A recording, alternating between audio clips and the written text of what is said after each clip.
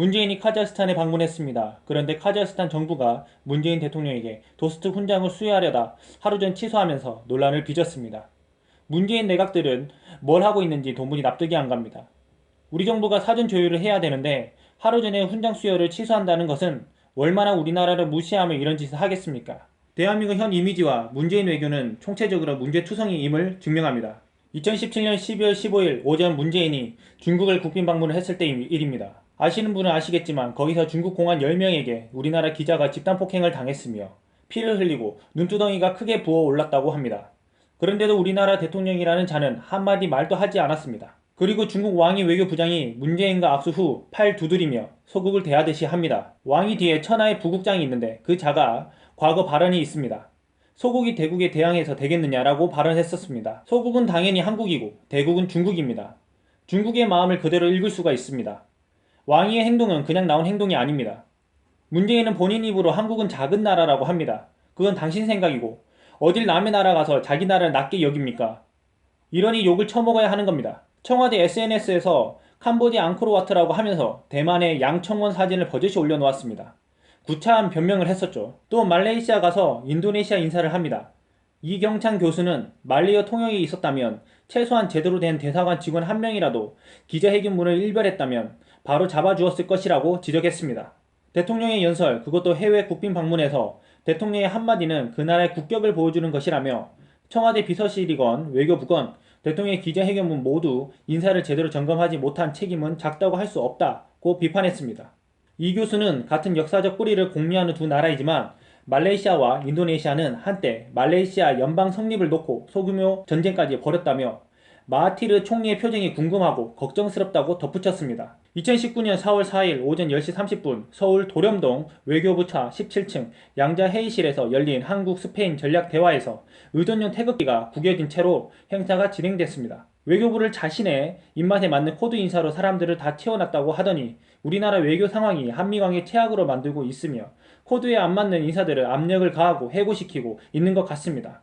문재인 정부는 인재를 소중히 여길 마음이 전혀 없으며 무능한 인간들만 자기 주위에 놓습니다. 망국의 지름길을 달리도록 주도하고 있습니다. 어쩜 나라를 신속하게 말아먹는지 참으로 대단합니다. 문재인이 하는 말이 미국과 북한 사이에 중재자 역할을 하겠다고 합니다. 그런데 누가 중재자라고 인정해줍니까? 미국 정치 인사들은 말합니다. 중재자 하지 말고 동맹국이 되어라고 말합니다. 문재인이 말하는 중재자는 북한 대변인입니다. 다른 나라 돌아다니면서 북한 제재 풀어달라고 부탁하고 다니는 인간입니다.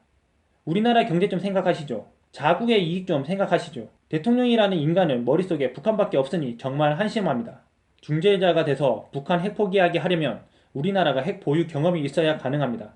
최근에 카자흐스탄 갔었죠. 카자흐스탄은 북핵 중재자 자임을 한다고 했습니다. 근거는 과거 세계 4위 핵 보유 경험이 있기 때문입니다. 핵 보유 경험자가 중재자를 자청할 수 있습니다. 카자흐스탄은 소련의 붕괴로 독립국가가 된 지 2달 만인 1992년 2월에 러시아와의 정상회담에서 핵무기를 러시아에 인도하기로 합의하고 이를 이행했습니다. 그해 12월에는 미국과 비핵화 협력협정을 체결하는 대가로 대규모 경제 원조를 약속받았습니다.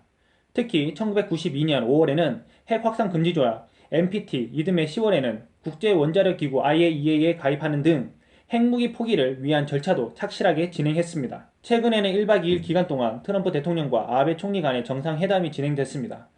멜라니아 여사 생일잔치에 이례적으로 아베 총리 부부를 초대한 것입니다. 기사를 보면 백악관에 따르면 트럼프 대통령과 아베 총리는 26일 오후 4시 15분부터 2시간가량 백악관에서 정상회담을 했다. 이어 오후 7시부터 1시간 45분간 부부 동반 만찬을 했다. 백악관 안주인인 멜라니아 여사의 49세 생일 축하를 겸한 자리였다. 두 정상은 27일엔 5시간가량 골프를 쳤다. 워싱턴 DC 인근에 있는 트럼프 대통령 소유의 트럼프 내셔널 골프 클럽에서다. 함께 골프를 친 것만이 이번이 네 번째다. 트럼프 대통령은 아베 총리와 골프장에서 함께 찍은 사진을 트위터에 올리며 아베 총리와 훌륭한 날을 보냈다고 썼다 라고 밝혔습니다. 그런데 우리나라 대통령은 뭐 하는 걸까요? 뭐 하는 사람일까요? 단독 회담 2분 했습니다. 이게 문재인 수준입니다. 제발 내려왔으면 좋겠습니다. 문재인은 부디부디 상황 파악 좀 하시길 바랍니다. 대통령 수준도 안 되는 인간이 자리 욕심으로 대통령 자리에 앉아 나라를 망치고 있습니다. 얼른 광화문 가서 평생 운동권으로 사세요. 그게 딱 당신 수준입니다. 속히 내려오시길 바랍니다. 이상입니다.